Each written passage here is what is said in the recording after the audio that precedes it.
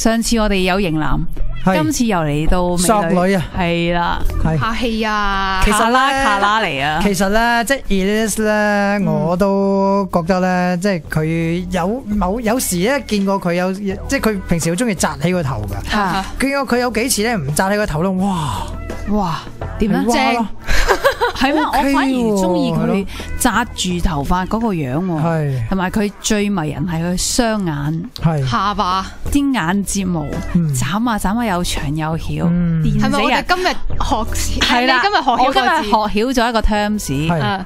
阿 Elise 佢成日都會漏電嘅，係咩？因為佢個性格係好自我、好型嗰啲嚟噶嘛，所以佢係唔會放電噶嘛。但有時佢有啲人都會俾佢電親，所以就呢啲就叫做漏電啦。係啊，無意之中啊，係啦，無意之中唔小心電到人。係咁，其實我頭先都想講咧，就係話一個男性咧就拋棄咗個即係個14歲媽媽啦。咁有時即係女仔咧，其實覺得點睇呢啲男仔？我首先其實我係想知道啲男仔點睇咯。喂，如果聽緊呢個節目嗰啲男聽眾，可唔可以打上嚟講下？如果你女朋友真係俾你搞大咗，意外懷孕啦，咁你會選擇係負起呢個責任，唔同佢一齊面對啊，定還是你真係會一走了之？定還是你係俾錢去落咗佢咧？咪睇嗰個男性本身自己究竟佢出發嘅意圖係點樣咯？即係佢一個係負責任嘅人咧，佢當然咧係希望你會再同你一齊去養育嗰個下一代咯。如果啲真係唔好負責任，走咗去咯。好多人都係咁樣噶嘛，因為佢哋係冇諗過，完全係冇呢個危機嘅意識咧，覺得中咗啊咁樣咯。咪或者可能其實會唔會係佢係從來冇諗過會發生啲咁嘅事，即係好突然其來啦，同埋佢自己本身都冇一個經濟能力，係啦，個環境唔許可，同埋你會發覺全部都係比較年輕啲嘅，大家都覺得玩啫嘛。咁如果年長啲嘅咧，年長啲少噶，係少噶。喂，年長啲咧，我有啲朋友就係咁樣啦，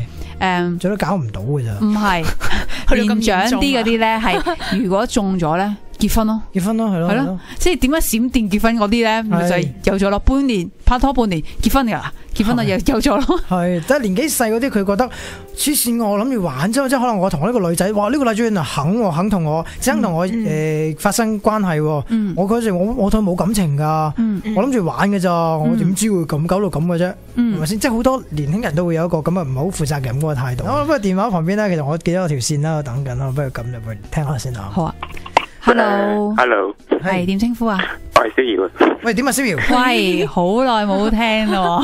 係唔係好耐冇聽？我有聽喎。好耐冇聽你把聲啊，係。哦，好掛住你嘅。係啊。係啊。係啊，點啊？有咩分享下？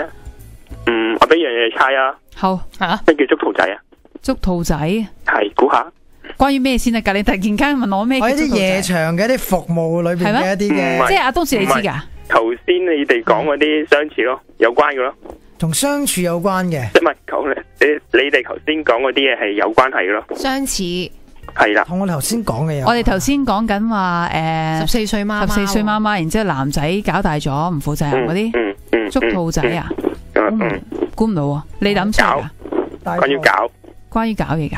係啊，大兔咯，係啊。點解啊？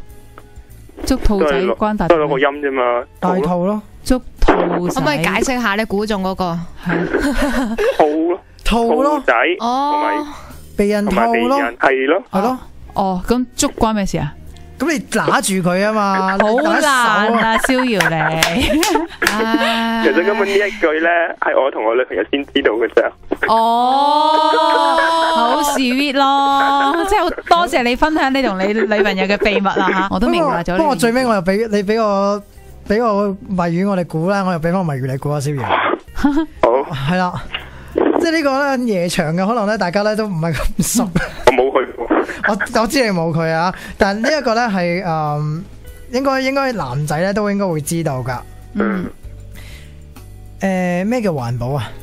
環保係真空咩？大真君咯。係啊。點解又會啊？點解男人先估到呢啲嘢嘅咧？咩之前講過噶？係咩？係啊。係啊。你知唔知點解環保啊？Moco。環保係咩啊？環保慳翻隻兔仔啊！慳翻隻兔仔啊！環保係唔用膠袋啊嘛，少用膠袋啊嘛。哦，我問啊。